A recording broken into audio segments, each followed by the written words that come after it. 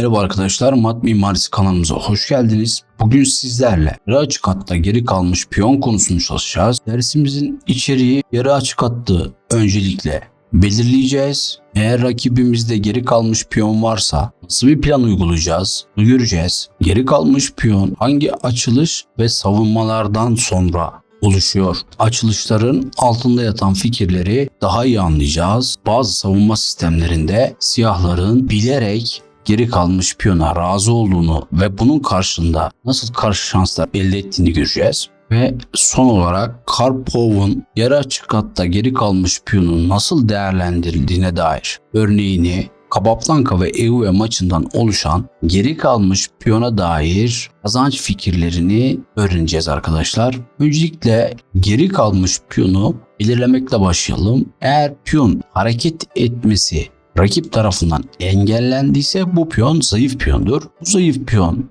rakibin yarı açık hattındaysa yarı açık hatta geri kalmış piyon olarak adlandırırız. Geri kalmış piyonla ilgili bilmemiz gereken diğer önemli fikir, yarı açık hatta sahip olan taraf, buradaki örnekte beyazlar C yarı açık hattına sahip. Yarı açık hatta sahip olan taraf için geri kalmış piyonun hemen önündeki kare güçlü karedir ve oraya at yerleşirse konumsal avantaj elde eder. At yerleşemediğimiz zaman fil ya da kale yerleşebiliriz ama vezir o kadar etkili bir blokaj taşı değildir. Burada da beyazların B2 piyonu yarı açık hatta geri kalmış piyon, Benko gambitinden sonra oluşabilecek piyon yapılarından bir tanesi. Yarı açık hatta oluşan geri kalmış piyon hangi açılışlardan sonra oluşur dersek, buradaki örnekte olduğu gibi Sicilya savunmasının D6 erini bilerek geri kalmış bıraktı ama karşılığında şanslar elde etti. Ayrıca vezir gambiti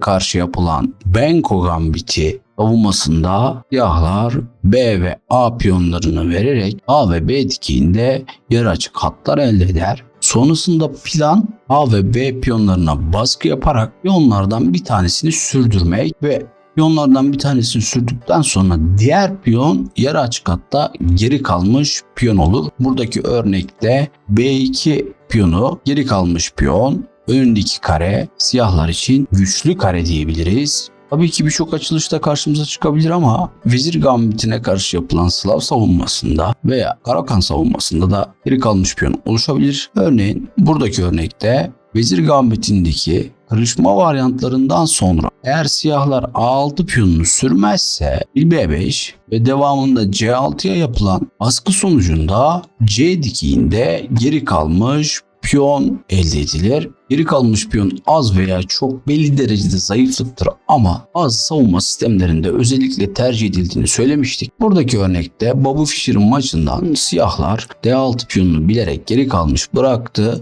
Güçlü kareye taş yerleştiği zaman evet burada Bobby Fischer'ın müthiş bir şahla geri kalmış piyonu koruma hamlesi var. Neticesinde dikkat edersek beyazların da C2 piyonu sıkıntılı durumda. Beyazlara B3 sürdükten sonra C2'de beyazların geri kalmış piyonu oldu. Bobby Fischer buradan sonra C2 geri kalmış piyonundan yararlanıp oyunu kazanıyor. Buradaki taş değişimi çok önemli arkadaşlar. Geri kalmış piyonun önündeki karenin güçlü kare olduğunu, buraya taş yerleşmenin öneminden bahsetmiştik. Güçlü kareyi beyaz fil koruyamaz ama tek koruyabilecek beyazın taşı at. Bu yüzden bizim beyaz filimiz güçlü kareyi destekleyemez çünkü zıt renkte. Rakibin güçlü kareyi kontrol eden taşını değişti ve dikkat edin güçlü kareye taş yerleşti ve hala C2 piyonu geri kalmış piyon. Burada da Karpov bize geri kalmış piyonla ilgili çok önemli bir ders veriyor. Dikkat edin siyahlar A piyonunu ilerletemiyor çünkü B piyonunu kaybediyor bu sefer. Siyahların A piyonunu ilerletemediğinden beyazlar taşları değişerek A piyonuna baskıyı arttırıyor ve burada siyahların A piyonunu oynatamadığına dikkat etmemiz gerek. A piyonunu oynattığı zaman B piyonunu kaybediyor. O yüzden A piyonu hareketsiz ve geri kalmış piyon. Pov tabii ki burada öncelikle geri kalmış piyonun önüne taş yerleşiyor ve sonrasında geri kalmış piyona baskıyı artırıp siyah taşların hepsini savunmaya bağlıyor ve sonrasında ilerleyen videolarımızda anlatacağımız gibi ikinci zayıflık prensibiyle bir zayıflık daha oluşturuyor. O da geçer piyon sayesinde rakip taşları kötü konuma getirdi ve nihayetinde geri kalmış piyondan yararlanarak Karpov burada kazanca çeviriyor oyunu. Bir diğer örneğimizde daha eski yıllara ait Capablanca'nın maçından Euve ile Capablanca'nın oyununda Capablanca B7'de geri kalmış bir piyona sahip ve Euve burada bir iki piyona baskı yapıyor ve dikkat edin piyon açmazda ilerleyemiyor. Geri kalmış piyonu hareketsiz bırakmak çok önemli. Sonrasında geri kalmış piyonun önüne taş yerleşti Euve ve